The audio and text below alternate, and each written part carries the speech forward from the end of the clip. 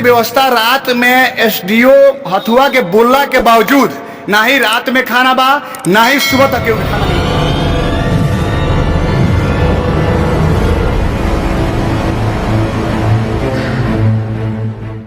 नमस्कार, हम बने अमरजीत कुमार गिरी रवा देख रहा बानी भोजपुरिया झकोरा। अभी हमनी के बानी सन सरिया नरेंद्र में नेवरी पड़ी और सरिया नरेंद्र नेवरी में लगातार यहाँ पर लोग के जौन बाढ़ के चलते जौन पानी गांव में घुसल बा, कोनो भी सरकारी राहत दिखाई नहीं के देते हुए लगातार लोग पानी में आके अपन अपन जौन सामान बा गाँव के बाहर नहर पर लेके आ रहा बा। सबे त्रस्त बा, सबे परेशान बा कि अभी तक प्रशासन के तरफ से चाहे सरकार के तरफ से केहू भी नहीं के पहुँच पावल धरातल पर। हमनी के लगातार भोजपुरिया झकोरा के टीम 2 दिन से बरौली सहित आज हमनी के बानी सन सरिया नरेंद्र नेवरी में जौन की जामो और माधोपुर के पास के जौन नहर बा ओकरा नहर के पास में पड़ी। हमरा संग मानी नाम का पड़ी रवि कुमार मुन्ना। रवि जी बताएं कि अभी तक हमरा आसपास में कोनो भी सरकार के तरफ से ना ही एनडीआरएफ के टीम, ना ही सेना और ना ही पुलिस प्रशासन सरकार के तरफ से कोनो भी सहायता जो मिले के चाहिए नहीं मिल पाता आम जनता के। का हम लोग इनका मन में चलता मन में साफ सुथरा बात बा, एजा कुछ ये तरह के व्यवस्था बा कि सरकार के जौन भी फंड बा उस जनता के लिए बा।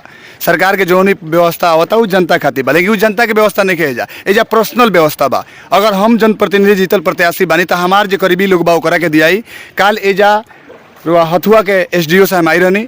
हथुआ के एसडीओ साहब अला के बाद में जाके अंचलाधिकारी से बात करनी, जाके सीआई से बात करनी, जाके कर्मचारी से बात करनी। वहाँ के तुरंत निर्देश देनी कि जब तुरंत से तुरंत लाइट के व्यवस्था कल जाओ, शौचालय के व्यवस्था कल जाओ, ओकरा बाद खाना के तुरंत व्यवस्था कल जाओ, जे भी असहाय लोग बा ओकरा के तिरपाल दिया जाओ। वो रात खान आदेश देनी, ये भी बात साथ में बोलनी कि रात में आप आइए, जब भी रिसीव करना है रिसीव करने के बाद यहाँ आप पहुँचिए और पहुँचने के बाद वीडियो रिकॉर्डिंग द्वारा यहाँ का तिरपाल जो रखा गया है उसको वितरण करवाइए। उस व्यवस्था को सुबह में स्टार्ट किया गया और सुबह में स्टार्ट करने के बाद व्यवस्था कुछ ऐसा हुआ कि हमारे मुखिया पति महोदय बोले कि नहीं कुछ फिक्स यहाँ पे जो है तिरपाल आया हुआ है और हमारे नाहर पे कुछ व्यक्ति बसे हुए हैं, उनको मिला। 2-4 उनके खास व्यक्ति थे, उनको दिया गया। अभी सरिया जो पंचायत है आपका, ये पंचायत में आपको राजस्व गाँव 3 है, एक सरिया हो गया, दूसरा नेवरी हो गया, तीसरा परसा हो गया आपको। तो पूर्ण रूपी नेवरी जो राजस्व गांव है वो पूरा का पूरा पानी में संलिप्त हो चुका है, यानी कि डूब चुका है। और परसा जो गांव है वो भी डूब चुका है। स्थिति ये है कि मात्र एक सरिया बाकी है, वहाँ भी पानी जा रही है। व्यवस्था ये है कि यहाँ नाहर पे रहने वाले सभी व्यक्तियों को नहीं मिला अभी तक तिरपाल। तो गाँव में जो व्यक्ति हैं जिनके घर में पानी घुस गई है, जिनके जंगला से पानी होके गुजर रही है, छत पे उनको रहना पड़ेगा, तो कहाँ से तिरपाल लाएंगे। और व्यवस्था ऐसी है कि कमर तक पानी है। बरौली का जो मुख्य रास्ता है आपको वहां जाने के लिए आपको अपनी मृत्यु की सामना करनी पड़ेगी, ऐसा व्यवस्था है। और सरकार की व्यवस्था की जहां तक मैं आपको बता देना चाहता हूं कि सरकार की व्यवस्था के नाम पर अभी तक एक नाव तक नहीं उपलब्ध करवाया गया है। अभी तक नाव भी उपलब्ध नहीं करवाया गया। और मैं सुबह एक मेरे पंचायत समिति सदस्य, उनके पति हैं कृष्णकांत महतो जी, उनके द्वारा किसी तरह व्यवस्था करके यहाँ पे आपको एक बगल में नदी है, पुराना चनौली कहा जाता है उसको, वहाँ से हम लोगों ने पानी से निकाल के नाव को लाए, फिर नहर में डाले, नहर से फिर बाहर में निकाले और बाहर निकालने के बाद यहाँ लाए। और कुछ ऐसी व्यवस्थाएं बनी कि वो सुबह से नाव का पता ही नहीं है कि नाव गया कहाँ।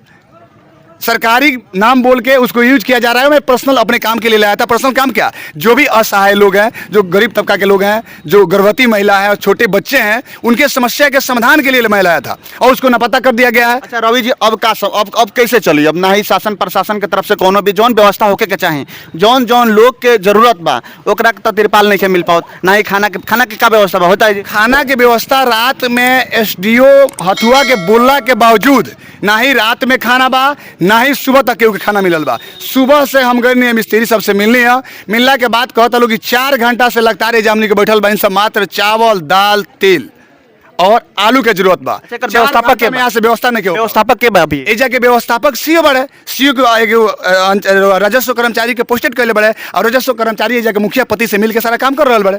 यही तरह के खेल हो रहा बा। कहीं ना कहीं फिर बाढ़ के पानी में भी भ्रष्टाचार हो रहा बा, पूर्ण रूपी भ्रष्टाचार बा। ये चीज के जैसे एगो तिरपाल के दिया था, तो ये चीज जता के दिया था कि तिरपाल सरकार द्वारा तरह के नहीं दिया, ये मुखिया जी के पॉकेट से या केहू जनप्रतिनिधि के पॉकेट से दिया था। बाढ़ के पानी में भी राजनीति हो रहा बा, पूर्ण रूपी राजनीति हो रहा बा। आई बाढ़ ना एक अवसर मिल गई बा, ये तरह के जे भी राजनीति करे, लूटपाट करे खातिर अवसर मिल गई बा। जब व्यवस्था एसडीएम एक जिला का रजिस्ट्रेट अफसर होता है और उस अपने पद को भली भांति जानता है कि उसकी पद की गरिमा क्या है, वो खुद व्यक्ति आकर यहाँ बोला कि यहाँ पे कल लगवाइए, यहाँ पे शौचालय बनवाइए, यहाँ पे बिजली का व्यवस्था करवाइए, सारी व्यवस्थाएं बोल के गए। और पानी के लिए। अब बताइए कि ऐसे पानी में जहां हम खड़े हैं सारा नल डूब चुका है।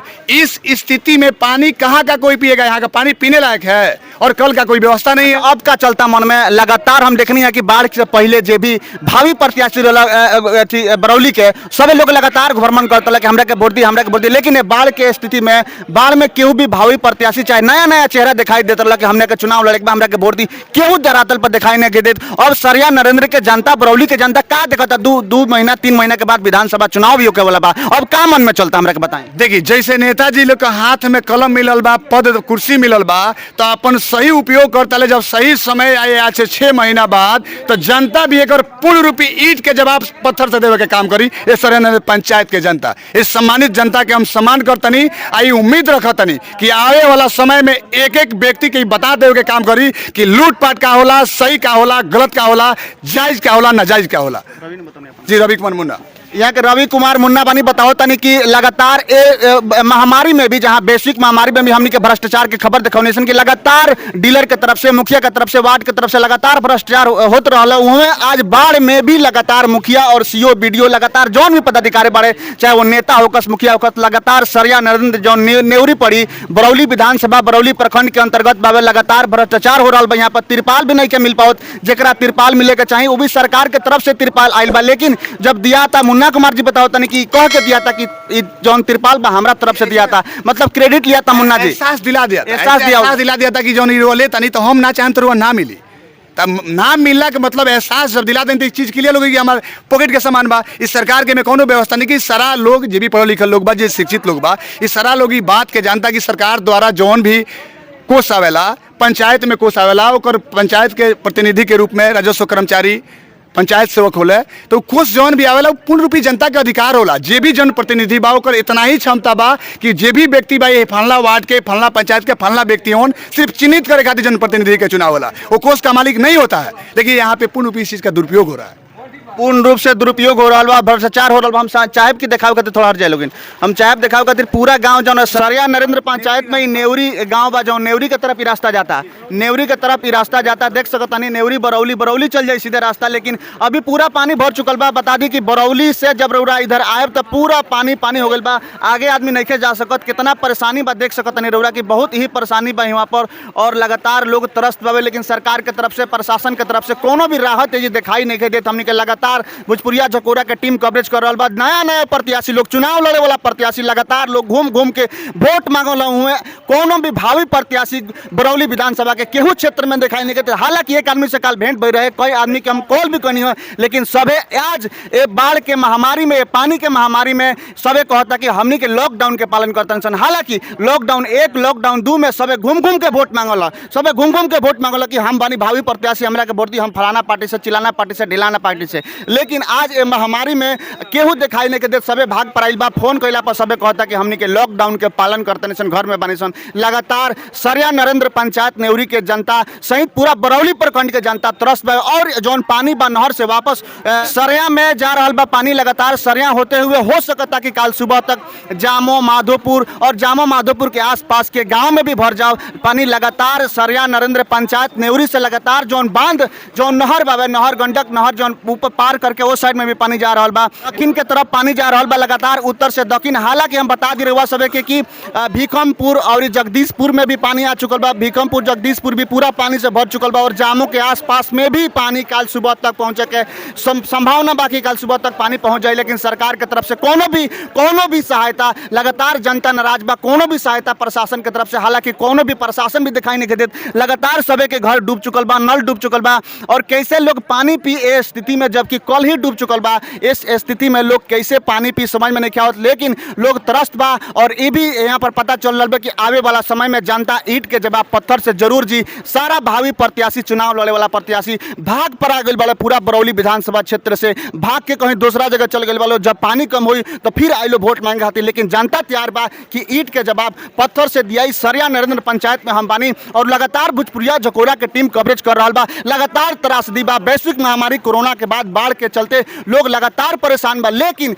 अब कौनो भी प्रकार के राहत दिखाई नहीं देत। सबे पुलिस प्रशासन सबे भाग चुकल बा बरौली प्रखंड से, केहू भी धरातल पर दिखाई नहीं देत। हालांकि हम दिखावे के चाहिए कि लगातार यहाँ मुन्ना जी बानी, यहाँ के लगातार संपर्क में बानी, बीडीओ सीओ के संपर्क में बानी, हुआ कि सहायता जौन बा सरकार के तरफ से मिले के चाहिए, लेकिन अभी तक कहीं भी बरौली हो गई, हमनी के सरिया नगर में बानिसन, भीखमपुर हो गई, जगदीशपुर हो गई, कहीं भी कौनो सहायता दिखाई नहीं के देत। लगातार लोग परेशान बा, लगातार लोग जौन बा तो उनकी नाव के व्यवस्था कर रहा बा कि कहीं भी नाव होके तो एगो आ जाओ, ताकि घर में जो फंस चुकल बा ओकरा के बाहर निकाल जाओ, नहर पर निकाल जाओ। लगातार हमनी के भोजपुरिया झकोरा के टीम बा, हम बनी सरिया नरेंद्र में जौन नेवरी के जौन जामो और माधोपुर के आसपास के क्षेत्र बाई, और लगातार ये पूरा भर चुकल बा पानी। आगे भी हमनी के जाम से देखे सम कि पानी कहाँ कहाँ तक और पहुंचल बा। लगातार हमनी के बानी हम बनी अमरजीत कुमार गिरी, हमरा संगे हमारे कैमरामैन बानी हरिराम यादव जी। धन्यवाद।